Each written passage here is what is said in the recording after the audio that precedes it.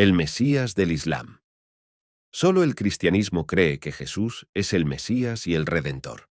Ninguna de las otras grandes religiones del mundo admite esta creencia, ni el judaísmo, ni el islam, ni mucho menos las religiones de Asia.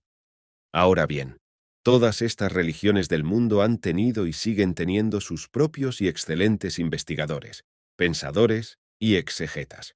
Todas ellas han tenido y siguen teniendo escuelas y lugares de estudio de primera categoría, con ejércitos de expertos políglotas. Pero a mí, como profano en teología, me parece asombroso que sobre la base de unos mismos materiales, todas estas cabezas pensantes inteligentísimas lleguen a versiones completamente diferentes de la verdad.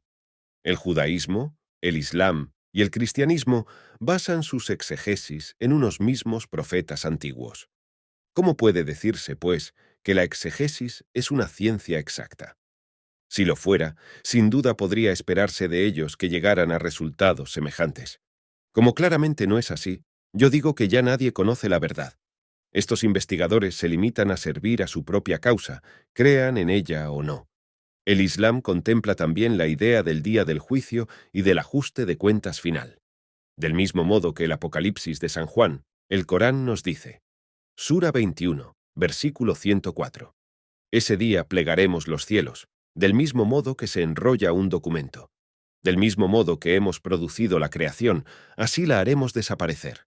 O, de manera semejante a las trompetas del Apocalipsis, otro versículo del Corán Sura 20, versículo 103 dice: El día en que sonará la trompeta, y en que reuniremos a los culpables, que tendrán entonces los ojos azules. El Sura 17, versículo 59, comenta incluso que no quedará en pie ninguna ciudad tras el día del castigo y de la resurrección. ¿Y cuándo habrá de suceder esto? Este es un secreto de Alá. Sura 21, versículo 41. El castigo los sorprenderá de improviso y los dejará estupefactos. No podrán alejarlo de sí ni obtener dilación. El Mesías islámico se llama el Mahdi. Tanto el profeta Mahoma como los diversos imanes que fueron sus sucesores anunciaron el regreso del Mahdi. Los imanes, los grandes maestros del Islam, siempre tuvieron por impías las especulaciones acerca de la fecha de la venida del Mahdi, pues era un secreto que sólo conocía Alá. Del mismo modo que en el judaísmo y en el cristianismo, la literatura sobre la segunda venida del Mahdi llena bibliotecas enteras. No hay cuestión alguna sobre este tema que no haya pensado y escrito alguien. Un extranjero preguntó una vez al quinto imán, al-Bakir, qué señales se verían antes del regreso del Mahdi. El imán respondió: sucederá cuando las mujeres se comporten como hombres y los hombres como mujeres, y cuando las mujeres monten a caballo con silla de montar y a horcajadas como los hombres. Sucederá cuando las profecías falsas se tengan por verdaderas, y cuando las profecías verdaderas se rechacen. Cuando los hombres derramen la sangre de otros hombres por cuestiones de poca monta, cuando realicen actos indecentes y cuando dispersen y derrochen el dinero de los pobres. Según estos criterios, el Mahdi ya debería haber llegado hace mucho tiempo. Sin olvidar que, antes de que venga el Mahdi, aparecerán 60 hombres que se harán pasar por profetas. Según mis cálculos, deben de haber existido muchos más de 60.000 falsos profetas hasta la fecha. Existe la misma confusión teológica en lo que respecta al regreso del Mahdi que la que encontramos acerca del Mesías en el judaísmo y en el cristianismo. Todas las grandes religiones del mundo esperan a un Mesías, pero nadie sabe cuándo llegará. Esta figura mesiánica suele verse en relación con las estrellas, con el firmamento y con el juicio último de las obras humanas. Se supone que vendrá acompañado de huestes de ángeles, que poseerá un poder inmenso y que estará entronizado en las nubes. ¿Proceden estas creencias de un núcleo de recuerdo popular? ¿Recuerdan una primera promesa, un volveremos? Para dar más precisión a estas vagas hipótesis, debemos estudiar unas tradiciones diferentes y más antiguas que las del Corán o las del Apocalipsis cristiano. La palabra Avesta procede del persa medio y significa texto básico o instrucción básica. El Avesta contiene todos los textos religiosos de los parsis, o seguidores modernos de Zoroastro. Se supone que Zoroastro fue concebido por una virgen. Cuenta la tradición que bajó del cielo una montaña adornada con luz pura. De la montaña salió un joven que implantó el embrión de Zoroastro en el vientre de su madre. Los parsis se negaron a aceptar el Corán como libro sagrado, pues su religión era más antigua que el Islam. Emigraron al Irán y a la India.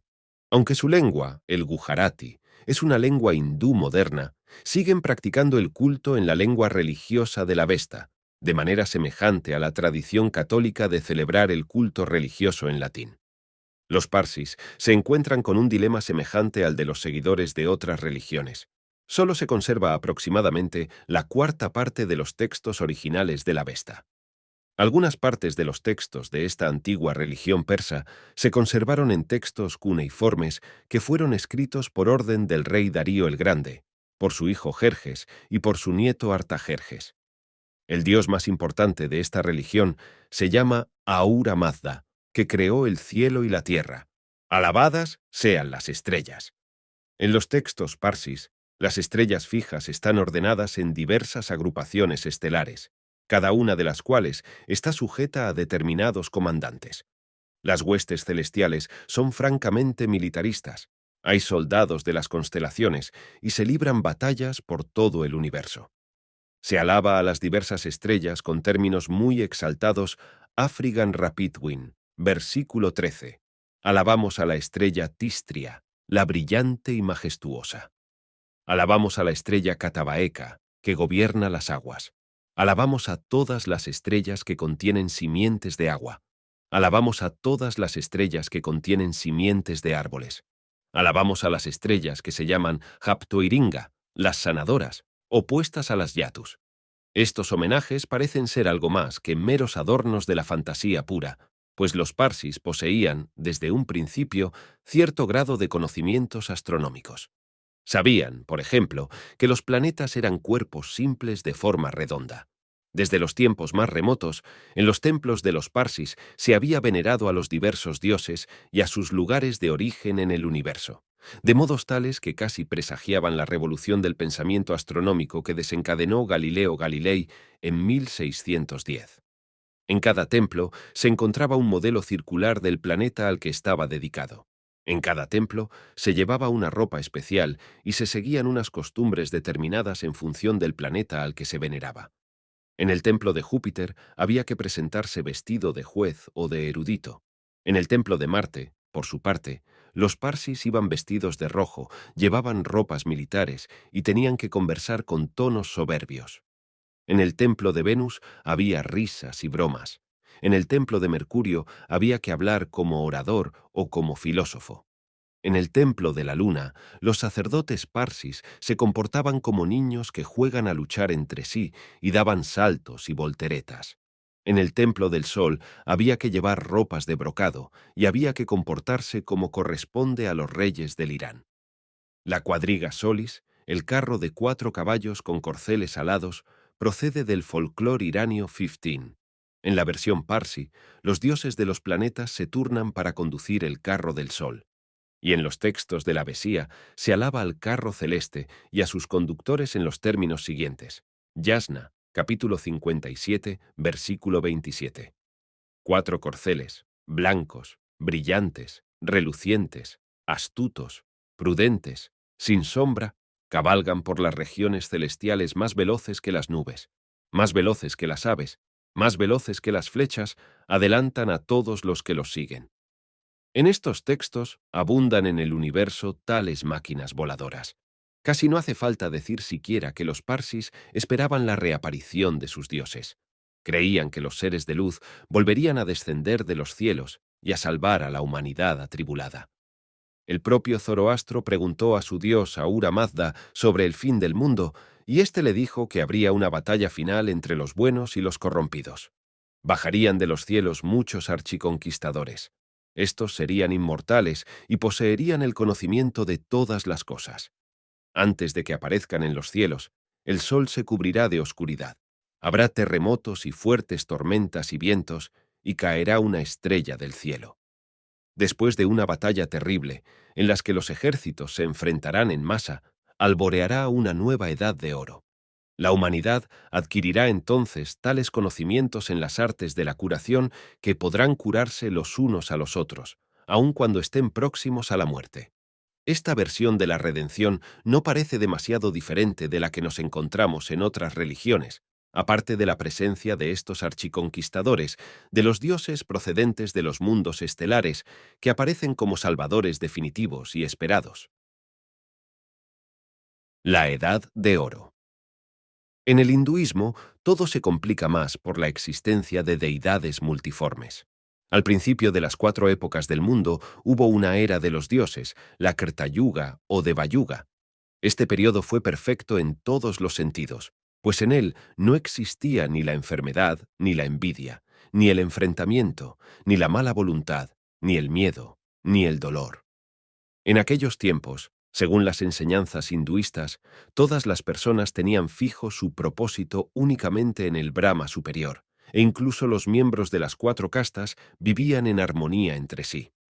La vida y los propios seres humanos eran sencillamente perfectos. La gente se dedicaba a hacer una vida ascética y al estudio de las escrituras. Los deseos materiales eran desconocidos. La gente amaba la verdad y el conocimiento. No había injusticia, pues nadie sentía ningún anhelo terrenal. En el Bhagavata Purana, uno de los muchos textos de la religión hinduista, se describe a las gentes de esa edad dorada como satisfechos, amistosos, pacientes, delicados y misericordiosos. Eran felices porque llevaban la paz en sus corazones y no estaban reñidos con nada. Era, por lo tanto, un mundo que apenas podemos imaginarnos. Actualmente, por supuesto, los deseos y los anhelos nos arrastran de un lado a otro. La idea de una era de felicidad absoluta que no está teñida de deseos nos resulta muy ajena.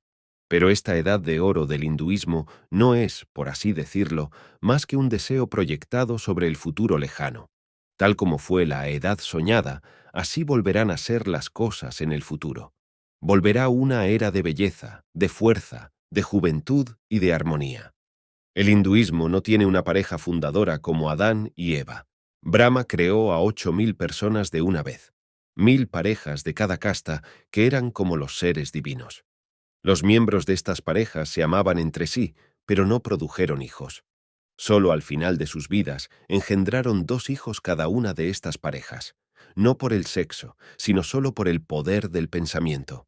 Así, la tierra se pobló de seres espirituales. Este feliz estado de cosas perduró hasta que los espíritus negativos, además de los dioses de todo tipo, introdujeron el caos y la confusión entre los seres humanos. Se concebía a los dioses como seres enormemente poderosos e inmortales, pero que eran semejantes a los seres humanos en todos los demás sentidos y que estaban dotados de personalidades individuales.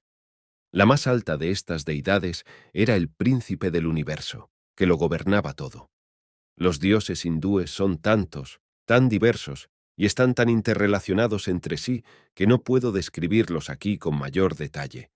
Baste decir que los dioses habían dominado el arte de viajar por el aire y por el espacio por medio de máquinas voladoras de toda clase y de todo tipo. Todos estos objetos voladores tenían un carácter real y material. No eran espirituales, ni eran fruto de la fantasía ni de la imaginación. En los textos religiosos hindúes se describen con gran detalle aparatos voladores con temibles sistemas de armas, sobre todo en los Vedas, que se tienen por las fuentes más antiguas del lenguaje y de la religión. La palabra Veda significa conocimiento sagrado. Uno de estos textos, el Rig Veda, es una colección de 1028 himnos a los dioses. Afirma sin ambigüedades que estas máquinas voladoras venían del cosmos a la Tierra y que los dioses bajaron en persona a impartir conocimientos a los seres humanos. Del mismo modo que en las leyendas judías, en los textos hindúes se describen batallas entre los dioses, pero no en un cielo indefinido de gloria espiritual, sino en el firmamento, sobre la tierra.